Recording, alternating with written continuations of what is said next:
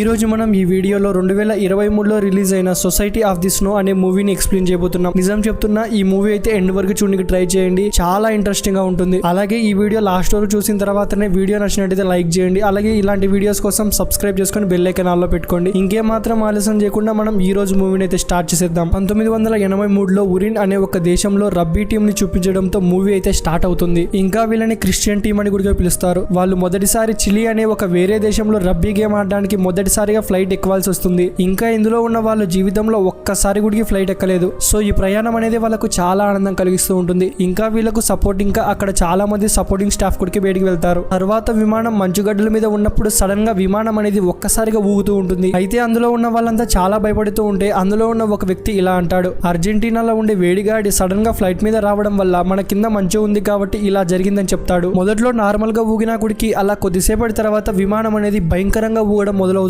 అలా కొద్దిసేపటికి విమానం అనేది కింద పడిపోతూ ఉంటుంది. ఇటువైపు పైలట్ మాత్రం వీళ్ళని ఎలాగైనా కాపాడాలని చెప్పి గాలికి వ్యతిరేక దిశలో ఫ్లైట్ నైతే పోనిస్తూ ఉంటాడు. అప్పుడే ఫ్లైట్ అనేది గట్టిగా ఊగుతుంది. ఇంకా ఫ్లైట్ లో ఉన్న ప్రజల వస్తువులు మొత్తం ఒకటి కింద పడిపోతూ ఉంటాయి. అలా కొద్ది నిమిషాలు ముందుకు వెళ్ళిన తర్వాత సడన్ గా ఎండ అయితే కనిపిస్తూ ఉంటుంది. దీంతో భయంకరంగా విమానం అనేది ఇంకా కింద పడిపోతూ ఉంటుంది. అలా ప్లేన్ అనేది ఎదురుగా ఉన్న కొండకు ఢీకొట్టగానే ప్లేన్ అనేది 2 ముక్కలుగా చిడిపోతుంది. అప్పుడే ప్లేన్ లో ఉన్న ఒక ప్లేయర్ గాలితో పాటు అలానే ప్లేన్ లో నుంచి కొట్టుకుంటూ బయటికి వెళ్ళిపోతాడు. అలానే ప్లేన్ విరిగిపోయిన ముందు భాగం అనేది చాలా దూరం ముందుకు వెళ్ళిపోతుంది. సడన్ గా ఇంపాక్ట్ కావడం వల్ల లోపల ఉన్న ప్రతి ఒక్క సీట్ అనేది కదిలి అందులో ఉన్న వాళ్ళు చాలా గాయపడిపోతారు. బ్రతికున్న వారు మాత్రం నెమ్మదిగా కోలుకుంటూ ఉంటారు. అలా కొద్ది నిమిషాల తర్వాత బాగున్న ప్లేయర్స్ మిగతా వాళ్ళకి హెల్ప్ చేయడానికి అయితే ట్రై చేస్తూ ఉంటారు. వాళ్ళలో 2 మెడికల్ స్టూడెంట్స్ ఉండడం వల్ల వాళ్ళకి కొంచెం సహాయం అనేది ఏర్పడుతుంది. కొంతమంది ప్లేయర్స్ పైలట్ దగ్గరికి అయితే వెళ్తాడు. కానీ అతను వీళ్ళతో ఏదో 2 మాటలు మాట్లాడి అలానే కళ్ళు మూసి చనిపోతాడు. ఇంకా అదే టయానికి రేడియో గుడికి పనిచేయదు. అంతేకాకుండా రాత్రి వచ్చే గాలులు వీళ్ళు తట్టుకోలేదు అని ఆలోచించేలోపే రాత్రి గుడికి అయిపోయి ఉంటుంది. ఇంకా గాలి గుడికి వీళ్ళ వైపు బలంగా మంచుతో ఢీకొడుతూ ఉంటుంది. కొంతమంది భయపడి చాలా ఏడుస్తూ ఉంటారు. వాళ్ళలో ఉన్న కొంతమంది ధైర్యం చెప్పి ఎలాగోలా సర్ది పెడతారు. ఆ రోజు రాత్రి గడిచి మార్నింగ్ కాగానే అందులో కొంతమంది చలి తట్టుకోలేక గాయపడిన వాళ్ళలో కొంతమంది అయితే చనిపోతారు. ఇంకా ఆ తర్వాత భయంకరమైన ఎండ అయితే బయటికి వస్తుంది. నెమ్మదిగా ప్లేన్ లో ఉన్న వాళ్ళు ఒకరికొకరు బయటికి రావడం అయితే మొదలు పెడతారు. అక్కడ మొత్తం చూస్తే మంచు కొండలు తప్ప ఒక్క మనిషి అనేవాడు కూడా కనిపించడు. ఇక వాళ్ళు ఒక డిసైడ్ అవుతారు, మనం బ్రతికుండడానికి ఏదైనా చేయాలని చెప్పి. ఇంకా ప్లేన్ లో ఉన్న సీట్స్ ఇంకా ఎక్విప్మెంట్స్ అన్ని బయట పడేసి రాత్రి నిద్రపోవడానికి అయితే ఒక చోటునైతే ఏర్పాటు చేసుకుంటారు. అందులో గాయపడిగా బ్రతికిన వాళ్ళని బయటికి తీసుకువెళ్లి ఎండలో జాగ్రత్తగా చూసుకుంటుంటారు. యూజ్ అయ్యే వస్తువులన్నిటినీ ఒక సూట్ కేసులో పెట్టుకుంటారు. ఇంకా వాళ్ళకి ఏమన్నా ఉపయోగపడే వస్తువులు ఉన్నాయా అని చెప్పి మొత్తం చెక్ చేస్తూ ఉంటారు. చనిపోయిన వారు డీకంపోజ్ కాకుండా ఉండడానికి దూరంగా వెళ్లి మంచులో అయితే కప్పేస్తారు. రేపు ఎవరైనా మమ్మల్ని కాపాడినప్పుడు వాళ్ళ కుటుంబాలకు కనీసం వాళ్ళ డెడ్ బాడీలైనా దొరుకుతాయని వాళ్ళకు చిన్న ఆశ. అలా అన్ని పనులు అయిపోయిన తర్వాత వాళ్ళు నెమ్మదిగా ఆహారం అయితే తింటారు. కానీ ఆ ఆహారం గుడికి చాలా తక్కువగా తింటారు. ఎందుకంటే రెస్క్యూ టీమ్ ఎప్పుడు వస్తుందో వాళ్ళకు తెలియదు. అలా ఫుడ్ ని అయితే సేవ్ చేసుకుందామని ఒక ప్లాన్ వేసి నెమ్మదిగా తింటుంటారు. అప్పుడే సడన్ గా వీళ్ళ తల మీద నుంచి ఒక ప్లేన్ అనేది వెళ్తుంది. వీళ్ళు ఒక్కసారిగా గట్టిగా అరుస్తాడు. కానీ ప్లేన్ లో ఉన్న వారు వీళ్ళ వైపు ఒక్కసారి కూడా చూడరు. 2వ రోజు రాత్రి వాళ్ళ సూట్ కేసులో ఉన్న బట్టలు మొత్తం తీసేసి ఒక దుప్పటిలాగా వాడుకుంటారు. ఇంకా సూట్ కేసులు తీసుకొని ఫ్లైట్ విండోలకు పెట్టి చలి నుంచి లోపలికి రాకుండా రక్షించుకుంటారు. 3వ రోజు మార్నింగ్ నందు అనే ఒక అబ్బాయి స్పృహలోకి వస్తాడు. ఇంకా ఇతను ఫ్లైట్ యాక్సిడెంట్ అయినప్పటి నుంచి ఇంతవరకు స్పృహలోనే లేడు. కానీ అతని శరీరం అనేది భయంకరంగా గాయపడిపోయి ఉంటుంది. అయినా గుడికి అతను పట్టించుకోకుండా తన సోన దగ్గరికి అయితే వెళ్తాడు. ఆమె గుడికి చాలా గాయపడుతూ ఉంటుంది. ఇంకా అతను తన తల్లి గురించి అడిగితే ఆమె ఎప్పుడో చనిపోయిందని చెప్తాడు. ఇంకా వాళ్ళ నాన్నగారి గుర్తొచ్చి ఏడుస్తూ ఉంటాడు. ఎందుకంటే వాళ్ళ నాన్నగారికి ఒక విచిత్రమైన జబ్బుతో తన దేశంలో ఒక్కడే నివసిస్తూ ఉంటాడు. అలా కొద్దిసేపటి తర్వాత అక్కడున్న ఐస్ తో వాటర్ ని బయటికి తీయడం అయితే స్టార్ట్ చేస్తారు. ఇంకా అంతేకాకుండా వాళ్ళ దగ్గరే ఉన్న సూట్ కేసులను యూజ్ చేసి ఎక్స్ అనే ఒక ఆకారం చాలా పెద్దగా గీస్తారు. ఎందుకంటే ఎవరన్నా మమ్మల్ని చూసి రెస్క్యూ చేసి కాపాడతారని. ఆ తర్వాత రోజు వీళ్ళపై నుంచి ఇంకొక విమానం అనేది దూసుకుంటూ వెళ్ళిపోతుంది. ఇది గమనించిన వీళ్ళు వాళ్ళ దగ్గర ఉన్న మిర్రర్ ని రిఫ్లెక్టర్ గా యూజ్ చేసి వాళ్ళకి కనిపించేలాగా ట్రై చేస్తారు. అప్పుడే సడన్ గా ప్లేన్ వింగ్స్ అనేవి వీళ్ళ తిక్కు తిరగడం వీళ్ళకి కనిపిస్తుంది. ఇక వెంటనే ఇది చూసిన వాళ్ళు ఒకసారిగా భయంకరంగా అరుస్తాడు. కానీ వీళ్ళ ఆశ అనేది నిరాశగా విరిగిపోతుంది. ఆ తర్వాత రోజు చాలా విమానాలు వీళ్ళ దగ్గరికి వస్తూ ఉంటాయి. కానీ వీళ్ళని మాత్రం ఎవరు పట్టించుకోలేరు. అందులో ఉన్న వాళ్ళకి అర్థమైపోతుంది వాళ్ళు మన కోసమే వచ్చారు, కానీ వాళ్ళు మన కనపరాకపోవడంతో వెళ్ళిపోతున్నారని. అందులో ఉన్న వాళ్ళు ఇప్పుడు ఏం చేద్దామని అడుగుతారు. ఇక అప్పుడే వాళ్ళకు ప్లేన్ లో ఉన్న బ్యాటరీలు అయితే గుర్తొస్తాయి. ఇక వెంటనే ప్లేన్ లో ఉన్న ఎక్విప్మెంట్స్ తో వాళ్ళు ఒక గ్లాసెస్ అయితే తయారు చేస్తారు. ఇక అందులో ఉన్న 4 అబ్బాయిలు ప్లేన్ వెతకడానికి అయితే సిద్ధం అవుతారు. అలా కొంచెం దూరం ముందుకు వెళ్ళిన తర్వాత ప్లేన్ క్రాష్ అనేది చాలా దూరం నుంచి అయిందని సంగతి తెలుసుకుంటారు. దీని వల్లనే రెస్క్యూ టీమ్ అనేది వాళ్ళని కనిపెట్టలేకనే సంగతి వాళ్ళకు తెలిసిపోతుంది. ఆ టయానికి అక్కడ మంచు పడేది సమయం మొదలవుతుంది. అలానే ఒక వారం రోజులు అయితే గడిచిపోతుంది. చుట్టుపక్కల ఒక మనిషి అనేవాడు కాదు కదా, చెట్లు మొక్కలు జంతువులు అలాంటివి ఏమీ ఉండవు. ఆఖరికి వాళ్ళ పరిస్థితి ఎలా తయారవుతుందంటే రాయి మీద ఉన్న బంకని తినడానికి అయితే ట్రై చేస్తారు. దాని రుచి అనేది అనేది చాలా చేదుగా ఉంటుంది. అప్పుడే నాందు ఇలానే పరిస్థితి ఉంటే డెడ్ బాడీలు తినే పరిస్థితి వస్తుందని చెప్తుండు. ఈ విషయంతో వాళ్ళలో వాళ్ళకి గొడవలు వస్తాయి. అప్పుడే కొంతమంది మా యూరిన్ అనేది బ్లాక్ కలర్ లో వస్తుందని చెప్తారు. ఇంకొంతమంది మాత్రం డెడ్ బాడీస్ తింటే రేపొద్దున మనకు జైలు శిక్ష పడుతుందేమో అని చెప్పి భయపడుతూ ఉంటారు. అలా వాళ్ళ మైండ్ లో విచిత్రమైన కారణాలు రావడం వల్ల వాళ్ళు ఒక డెసిషన్ వెళ్ళకి రాలేకపోతారు. అలానే కొన్ని రోజుల తర్వాత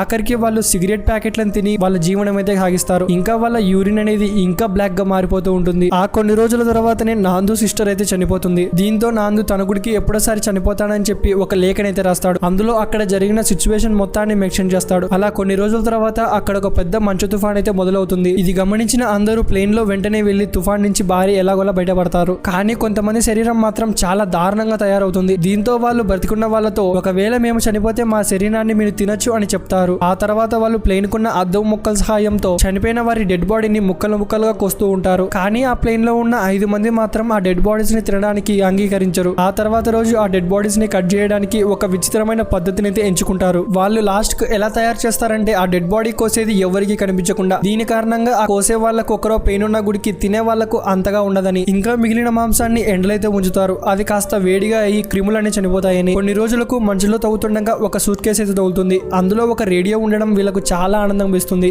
అలా అందరూ ఒక చిన్న యాంటీనాని ఏర్పాటు చేసి అందులో ఉన్న రేడియోని అయితే వింటారు. కానీ అది విన్న తర్వాత అందరూ షాక్ అయిపోతారు. ఎందుకంటే ప్రభుత్వం వాళ్ళని 66 సార్లు వెతికిన తర్వాత ఇక సర్వే ఆఫ్ చేసిందని చెప్తారు. తర్వాత మిగిలిన 5 మందిలో కొంతమంది గుడికి మృతదేహాల మాంసం తినడం అయితే మొదలు పెడతారు. ఆ తర్వాత కొన్ని రోజులకు ఆ ప్లేన్ లో ఉన్న 3 అబ్బాయిలు ప్లేన్ వెనుక భాగాన్ని వెతకడానికి అయితే ట్రై చేస్తూ వెళ్తారు. దారి మధ్యలో వాళ్ళకైతే చాలా విమాన ముక్కలైతే కనిపిస్తాయి. ఇంకా మొదట్లో ప్లేన్ క్లాష్ అయినప్పుడు మొదట్లో గాలిలో ఎగిరిపోయిన అబ్బాయి గుడికి మృతదేహం అక్కడ కనిపిస్తుంది. తర్వాత వాళ్ళు ఒక పెద్ద పర్వతాన్ని ఎక్కడానికి అయితే ట్రై చేస్తూ ఉంటారు. కానీ పర్వతం అనేది చాలా ఎత్తుగా ఉంటుంది. ఇంకా పెద్ద పెద్ద మంచుగడ్డలు అనేవి వీళ్ళ మీద పడడం వల్ల ఊపిరి తీసుకోవడం గుడికి చాలా కష్టంగా మారిపోతూ ఉంటుంది. ఇక ఆ రోజు రాత్రి భయంకరమైన సునామీతో వాళ్ళు ఎలాగోలా ప్రాణాన్ని అయితే కాపాడుకుంటారు. ఉదయం లేచేసరికి వాళ్ళ బాడీస్ మీద మంచు అనేది విపరీతంగా కప్పిపోయి ఉంటాయి. ఇంకా లక్కీలే వాళ్ళు ఎలాగోలా ప్రాణాలతో బ్రతికే ఉంటారు. ఇది చూసి వాళ్ళు చాలా భయపడిపోయి ఒక ఇనుప రాయి ముక్క మీద మళ్ళీ వాళ్ళ ప్లేన్ దగ్గరికి అయితే తిరిగి వస్తారు. ఈ విషయంతో మేము బయటికి వెళ్తామా లేదో తెలియని సిచ్యువేషన్ లో ఆ ప్లేన్ లో మాంసం తిననన్న ఆఖరి వ్యక్తి గుడికి ఆ మాంసాన్ని అయితే తినేస్తాడు. 15వ రోజు 5 రోజుల నుంచి మంచు తుఫాన్ అనేది విపరీతంగా రావడం వల్ల లోపలనే ఇరుక్కుపోతారు. ఇంకా వాళ్ళలో వాళ్ళు ధైర్యం నింపుకోవడానికి కథలు ఇంకా జోక్స్ లాంటివి వేసుకుంటూ ఉంటారు. అలా వాళ్ళంతా సరదాగా గడుపుతున్న టైంలో సడన్ గా ఒక మంచుగడ్డ అనేది ఫ్లైట్ లోపలికి వస్తుంది. ఇది చూసి అక్కడున్న వాళ్ళంతా చాలా భయపడిపోతాడు. కానీ ఆ ప్లేన్ లో ఉన్న మంచు అనేది లోపల ఉన్న వాళ్ళందరినీ కప్పేస్తుంది. ఒక అబ్బాయి ఎలాగోలా ప్లేన్ బయటికి వేస్తాడు. లోపలి కన్నా బయట మంచు తుఫాన్ అనేది భయంకరంగా ఉందనే సంగతి తెలుసుకుంటాడు. ఆ తర్వాత మంచుతో కప్పబడ్డ గాయపడిన వ్యక్తులను అయితే బయటికి తీస్తారు. అది ఎలా కనిపిస్తూ ఉంటుందంటే యూరిన్ పోస్తూ ఆ మంచు కరిగిస్తూ ఇంకా గట్టిగా అరుస్తూ ఎలాగోలా అయితే బయటికి తీస్తారు. ఒక లేడీ మాత్రం చాలా మంచు డీప్ లో వెళ్లి ఆమె ఊపిరి ఆడక గడ్డ కట్టుకొని చనిపోతుంది. అప్పుడే వాళ్ళకు ఒక విచిత్రమైన శబ్దం అయితే వినిపిస్తుంది. ఇక తీరా వాళ్ళు బయటికి చూస్తే ఇంకొక తుఫాన్ అనేది వీళ్ళ వైపు వస్తూ ఉంటుంది. అలా మళ్ళీ ప్లేన్ లోపలికి మంచు వచ్చి అందులో ఉన్న కొంతమంది అయితే చనిపోతారు. ఇంకా రబ్బీ టీమ్ కెప్టెన్ గుడికి చనిపోతాడు. అందులో ఉన్న ఒక వ్యక్తి ప్లేన్ కి ఒక చిన్న హోల్ చేస్తాడు. ఇంకా నెమ్మదిగా ఎలాగోలా లోపలికి అయితే ఊపిరి అనేది పాస్ అవుతూ ఉంటుంది. కొద్దిసేపటి తర్వాత వాళ్ళకి కొంచెం పవర్ వచ్చిన తర్వాత ఆ కుండలో ఉన్న డెడ్ బాడీస్ ని అయితే కొంచెం దూరం అయితే వేస్తారు. తర్వాత 20వ రోజు అక్కడున్న వాళ్ళు 5 రోజుల నుంచి అలానే లోపల ఉండడం కారణం వల్ల వాళ్ళకు ఆకలి అనేది విపరీతంగా పెరిగిపోతుంది. ఇక తప్పనిసరి పచ్చి డెడ్ బాడీస్ ని అలానే తింటారు. నిజానికి వీళ్ళు అలా తినడం అస్సలు ఇష్టం లేదు. కానీ లోపల మనుషుల కన్నా డెడ్ బాడీస్ ఎక్కువ ఉండడంతో వాళ్ళు ఏ డెడ్ బాడీని తింటున్నారో గుడికి వాళ్ళకి అర్థం కాదు. అందులో ఉన్న ఒక వ్యక్తికి చాలా కోపం వేసి వెంటనే అక్కడున్న అద్దాలని కిటికీలని పగలగొడుతూ ఉంటారు. ఆ క్రమంలోనే అతని కాలికి అనేది ఒక గాయం అవుతుంది. కానీ అతను సీతయ్యలాగా ఆ గాయాన్ని పట్టించుకోకుండా అలానే తవ్వుతూ ఉంటాడు. అదే టైంలో బయట ఎండ గుడికి రావడం వల్ల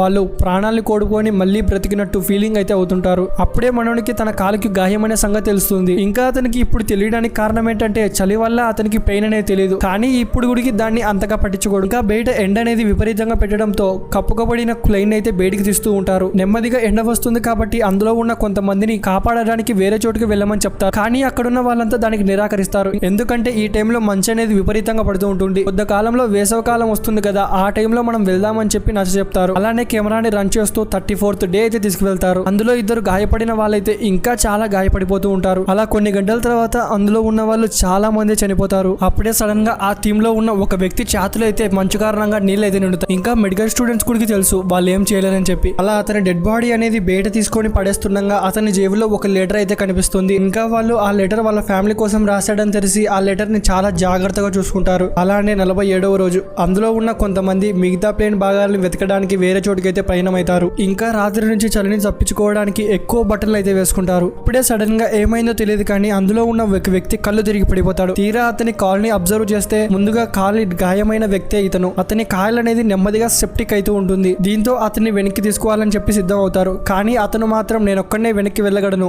మీరు ప్రయాణం అయితే ఆగకండి అని చెప్పి వాళ్ళకు కొంచెం మోటివేషన్ ఇచ్చి అక్కడి నుంచి పంపిస్తాడు. అలా అతను ట్రైన్ దగ్గరికి వెళ్లేసరికి నెమ్మదిగా స్పృహ తప్పి కళ్ళు తిరిగి పడిపోతాడు. అలా కొన్ని గంటలు గడిచిన తర్వాతనే కళ్ళు తెరుస్తాడు అతను. తర్వాత ఆ కాలుకు గాయం లేని వ్యక్తి ప్లేన్ దగ్గరికి వచ్చి ఒక మంచి శుభవార్త అయితే చెప్తాడు. మనం ప్లేన్ వెనక్కి భాగానైతే కనుక్కున్నామని. ఇంకా వాళ్ళు వెనక్కి వస్తూ వాళ్ళు పెట్టుకున్న సూట్ కేసులో మందు, చాక్లెట్లు, ఇంకా కొన్ని తినే ఫుడ్లు అన్ని ప్లేన్ దగ్గరికి అయితే తీసుకొస్తారు. అంతేకాకుండా ప్లేన్ బ్యాటరీ గుడికి సహాయం పనికొస్తుందని చెప్పి దాన్ని గుడికి పట్టుకొని వస్తారు. అలా వాళ్ళు చాలా సేపు ప్లేన్ దగ్గరగా వర్క్ చేసిన తర్వాత ఎలాగోలా ఒక చిన్న సిగ్నల్ అయితే కనుక్కుంటారు. కానీ అందులో నుంచి ఎటువంటి జవాబు అయితే రాదు. అలానే కొన్ని రోజులు అయితే గడిచిపోతాయి. అందులో ఉన్న వాళ్ళు బయటికి వెళ్ళడానికి అయితే భయపడతారు. ఎందుకంటే బయట ఒక్క రైట్ స్టే చేసిన గుడికి ఎవరో ఒకరు చనిపోతారనే సంగతి వాళ్ళకు తెలిసిపోతుంటుంది. ఇటువైపు కాలుకు గాయం కలిగిన వ్యక్తి మాత్రం అతని ఇన్ఫెక్షన్ అనేది బాడీ మొత్తం పాకేసి ఉంటుంది. వాళ్ళకు ప్లేన్ లో నుంచి తెచ్చిన ఆహారం అయితే సరిపోదు. దీని కారణం వల్ల ఆ చనిపోయిన డెడ్ బాడీలో ఎంకలుగా మిరిగిన కొంచెం ఆహారం అయితే వాళ్ళు తింటారు. ఇప్పుడు వాళ్ళకు డెడ్ బాడీస్ తినేది అనేది ఒక చిన్న సాధారణమైన విషయంగా మారిపోయి ఉంటుంది. ఇటువైపు నోమాకు చాలా గాయం వేయడం వల్ల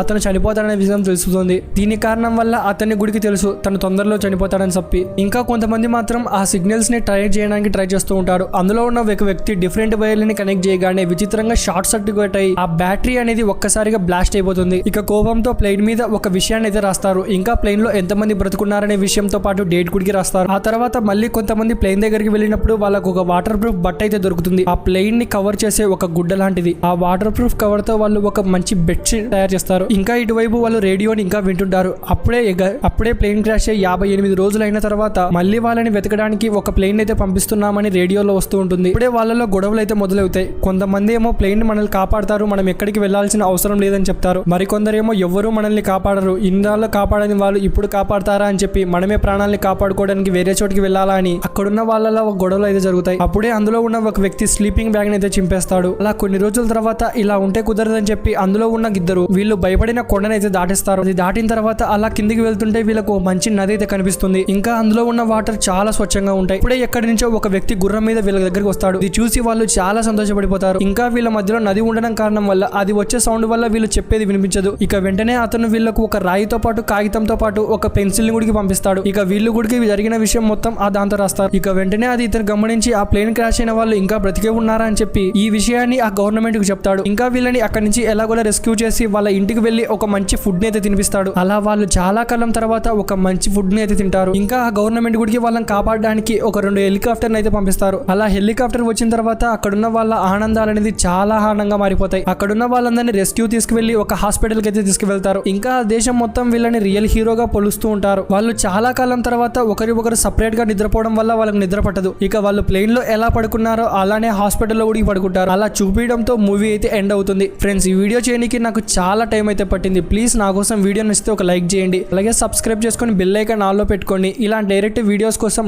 కామెంట్ లో మోర్ అని టైప్ చేయండి.